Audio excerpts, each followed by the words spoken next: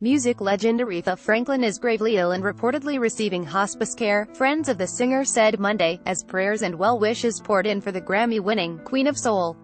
The 76-year-old Franklin, who influenced generations of female singers with unforgettable hits such as Respect, 1967, Natural Woman, 1968, and I Say a Little Prayer, 1968, is said to be surrounded by her family and friends in Detroit.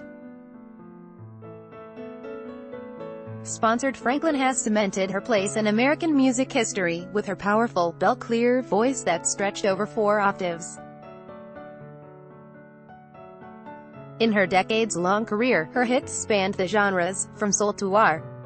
She was the first woman to be inducted into the Rock and Roll Hall of Fame in 1987. In 2010, Rolling Stone magazine put her at the top of its list of the 100 greatest singers of all time, male or female. Franklin's declining health was first disclosed on the Showbiz 411 website late Sunday by Roger Friedman, a reporter and family friend.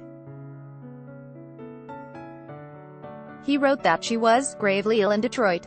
The family is asking for prayers and privacy. Getty, AFP, file. Jamie McCarthy Aretha Franklin cemented her place in American music history, with her powerful, bell-clear voice that stretched over 4 octaves. Local media later confirmed Franklin's illness.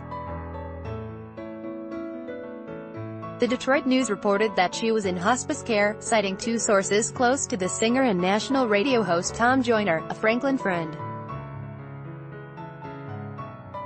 Evrod Cassimy, a local television journalist for WDIV who also described himself as a friend of the singer, said he spoke with the legend Monday morning and she was, with close friends and family, resting. I've been speaking with her family members, Cassimy said during a newscast.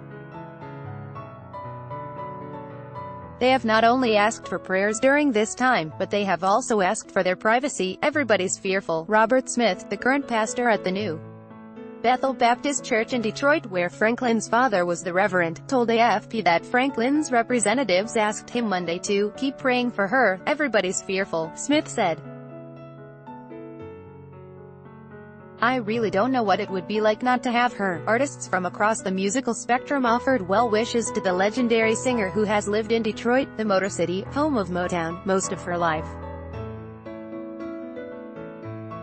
AFP, Jeff Kowalski Detroit named a street after Aretha Franklin, one of the Motor City's most famous residents. My prayers are with Aretha Franklin and her family during this difficult time, tweeted rapper Missy Elliott. We must celebrate the living legends while they're here to see it. So many have given us decades of timeless music, Boy George said. This is sad news. Aretha Franklin, what a voice. Pray for the Queen. Aretha Franklin, a true warrior and my dear friend, tweeted civil rights activist Al Sharpton. Legacy in American music. Franklin, who is widely known by only her first name, in true diva style, rose from singing gospel in her father's church to regularly topping rhythm and blues and pop charts in the 1960s and 1970s. Beyond Respect, her powerful cover of the Otis Redding tune that became her calling card, Franklin had dozens of top 40 singles, according to the Rock and Roll Hall of Fame. Other hits include Daydreaming, 1972, Jump to It, 1982, Freeway of Love, 1985, and A Rose is Still a Rose, 1998. A 1986 duet with George Michael, I Knew You Were Waiting for Me, hit #1 in several countries. AFP, file. Robin Beck singer Aretha Franklin performed at the inaugurations of 2 U.S. presidents including for Barack Obama in 2009, as shown here. Her style influenced singers from pop diva Mariah Carey and the late Whitney Houston, whose mother was a backup singer for Franklin, to Alicia Keys, Beyoncé, Mary J. Blige and Amy Winehouse. You know, a force from heaven. You know, something that God made.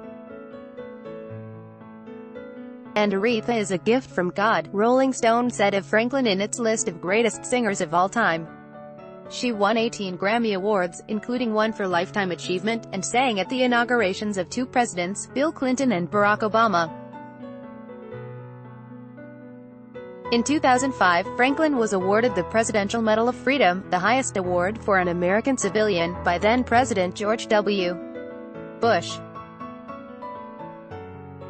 In 2010, she suffered serious health problems, but continued to perform until late last year, singing last in November 2017 for the Elton John AIDS Foundation in New York.